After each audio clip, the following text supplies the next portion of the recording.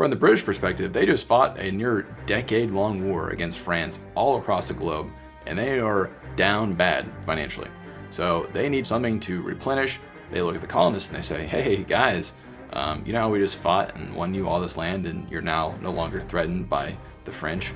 How about you guys, pay to take care of this new land? And the colonists were like, the land that you're not allowing us to go into, even though we are. And they're like, yeah, that land, you should help take care of it, because, if you want to get into the weeds and get all into the details, technically speaking, early days, the colonists were paying less than 25% of what it cost to maintain this new area of land that they had. So they're like, hey, maybe you should at least pitch in more. Also, remember that one time back in 1730 something when we passed a law about molasses and wanted y'all to trade more with our West Indian friends down in the Caribbean instead of the French? And they're like, yeah, well, we're gonna start enforcing that, which they hadn't done for over 20 years, whatever. Side note, I've always thought it was funny that the French fought and lost control of Ohio. I can't imagine French people there fighting.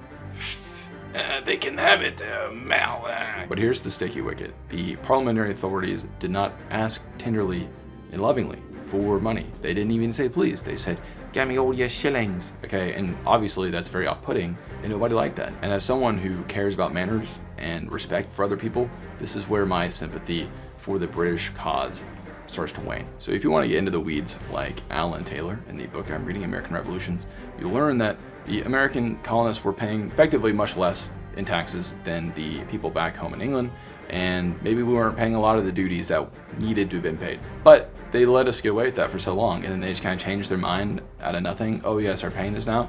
When does that end? When does that stop? Okay, you starting to get it with me here?